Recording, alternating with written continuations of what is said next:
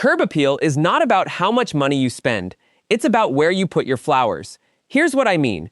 The exact same flowers, bought from the exact same garden center, for the exact same price, can make your house look like it belongs in a magazine, or completely disappear into the background. The difference isn't the plants, it's the placement. Today I'm walking you through 15 ideas, all built around the 3 spots almost every single yard already has. The ring of space around your trees, the strip of ground along your fence, and the path that leads up to your front door. You don't need experience. You don't need a big budget. You don't need a weekend of hard labor. Most of these take under an hour. Stick around for the very last idea, because it's the simplest thing on this entire list, and it's the one thing that makes every other idea look 10 times better once you do it. Let's get started. Welcome back to Daily Garden Fix, the channel where the yard project you keep putting off finally gets done this weekend. Before we start, do me a favor. In the comments below, tell me which of the 3 spots, the trees, the fence, or the walkway, is the one bothering you most right now. I read every single comment, and I'll reply with a specific suggestion for your exact situation. Okay, let's start with the easiest one, the ground around your trees. Idea 1, the cloud-shaped tree ring. Idea number 1. This is about the shape of the flower bed you put around a tree, and it sounds small, but it's the single biggest reason DIY tree beds look either professional or amateur. Here's the mistake almost everyone makes. They grab a shovel, walk around the tree, and cut a perfect circle. It looks neat on paper, but in real life, a perfect circle looks stiff and artificial, like something stamped out with a giant cookie cutter.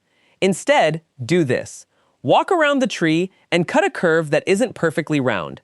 Think of the shape a cloud makes, with soft bumps and dips, not a smooth donut ring. It sounds like a strange thing to focus on, but our eyes are very good at spotting too perfect, and a slightly irregular shape reads as something a person designed on purpose, rather than something a machine stamped out. As for size, go bigger than feels comfortable. At minimum, 2 to 3 feet out from the trunk in every direction. If it's a big mature tree, don't be afraid to go 4 or 5 feet out. A small ring around a big tree looks like you forgot to finish. A generous ring looks like a real decision. You don't need any tools beyond a shovel or a spade. Just mark your curve, cut straight down into the grass along that line, and remove the grass inside it. Budget, basically 0. This is time, not money.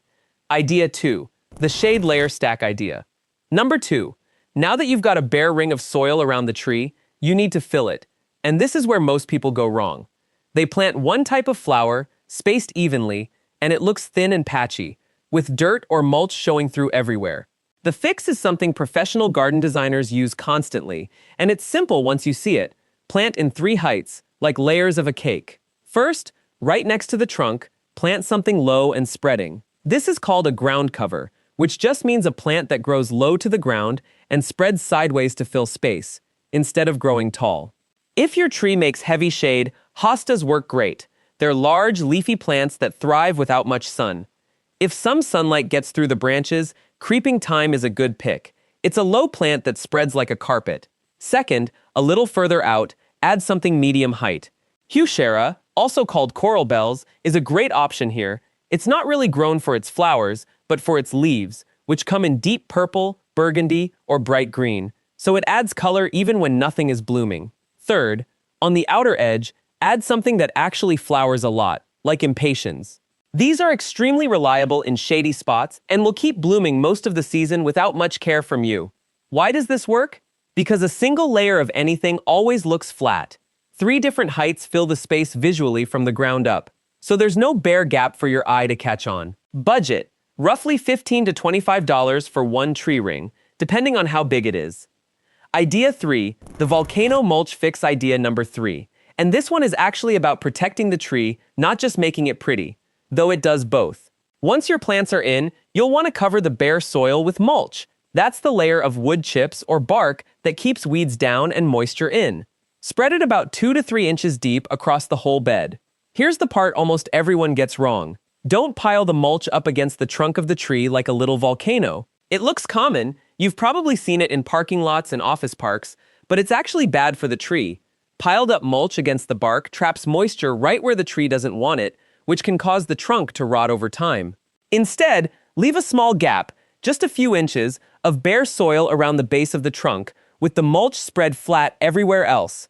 Picture a donut of mulch with a hole in the middle where the tree meets the ground, rather than a mountain pushed right up against the bark. This one small adjustment makes the bed look flat, clean, and intentional, instead of lumpy and neglected, and it keeps your tree healthier in the long run. Budget, under $10 for a bag of mulch, depending on the size of your bed. Idea 4. The defined edge line. Idea number 4. This is the line where your new flower bed meets the grass, and if you skip this step, everything you just built starts falling apart within a few weeks. Without a clear edge, two things happen. Grass creeps into your mulch bed, and mulch spills out onto your lawn. Within a month, the crisp shape you just cut disappears into a fuzzy, blurry mess. The fix is to create a clean, defined line between the bed and the lawn. The cheapest way to do this is with a tool called a half-moon edger. It's basically a flat, curved blade you press straight down into the ground to cut a clean vertical wall between grass and bed. You can also use stacked stone, brick, or metal edging if you want a more polished, permanent look. Whichever method you pick, the goal is the same: a sharp, obvious boundary that keeps the grass on one side and your plants and mulch on the other. Budget? Free if you just cut the edge with a shovel or spade. $10 to $30 if you buy stone or metal edging. Idea 5. The tall to short fence layer. Idea number 5, and now we're moving to the fence line, because a bare fence is basically wasted space in most yards. Think of your fence as a blank wall that's just sitting there doing nothing. If you build a flower bed in front of it, using the right layering, that boring wall becomes the backdrop for your whole design. Here's the layering rule, and it's easy to remember. Tall in the back, short in the front. Like a school photo, where the tall kids stand behind the short kids so everyone can be seen. Right up against the fence, plant your tallest things: climbing roses, clematis, a flowering vine, or tall ornamental grasses. These can actually use the fence as support to climb or lean on. In the middle, plant medium-height flowers. Coneflowers, salvia, or black-eyed Susans are good, reliable choices that bloom for a long stretch of the year. Along the very front, closest to the lawn, plant something low that spills slightly forward. Alyssum, creeping phlox, or dianthus all work well here. This layering does two things. It uses the full height of your fence instead of just the ground in front of it, and it creates a natural, gentle slope from tall to short that looks intentional rather than random. Budget, roughly $20 to $40 to fill a 10-foot stretch of fence line, depending on plant choice. Idea 6, the repeat 3 fence rhythm. Idea number 6, and this is a simple trick that professional landscapers use constantly, but most homeowners never think of. If your fence runs a long distance, don't plant one of everything scattered randomly along it. Instead, pick just 3 or 4 types of plants and repeat that same small group in the same pattern all the way down the fence. Here's why this matters. When your eye sees the same plant show up again and again at regular intervals, your brain reads that as intentional, like a pattern someone designed on purpose. But when it sees a random mix of 10 different plants with no repeating pattern, it reads as cluttered, even if every individual plant is pretty. So instead of buying one of everything at the garden center, buy 3 or 4 of the same few things and space them out evenly along your fence. Budget, essentially zero extra cost. You're just changing how you arrange plants you were already going to buy. Idea 7, the vertical climber layer. Idea number 7. This one uses the fence itself, not just the ground in front of it. Take a flowering vine, clematis, climbing hydrangea, or a climbing rose, and actually train it to grow up and along the fence panels. This usually just means gently tying the young stems to the fence with soft garden twine every foot or so until the plant learns to hold on by itself.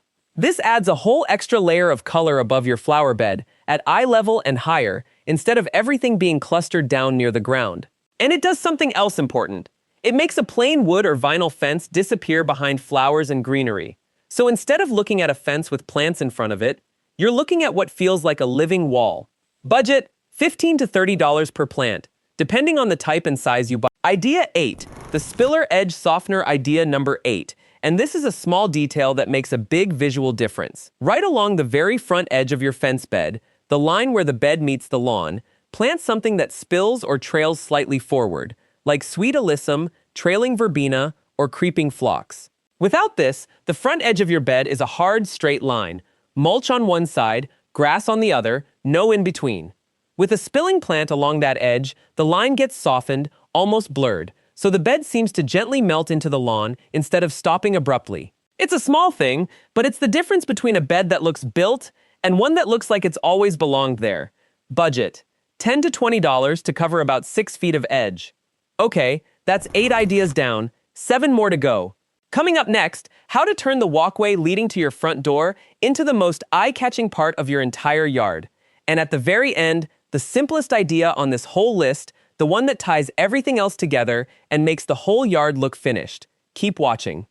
Idea 9, the mirror match walkway bed idea number 9. And this is about your front walkway, the path your guests, your mail carrier, and you yourself walk on every single day.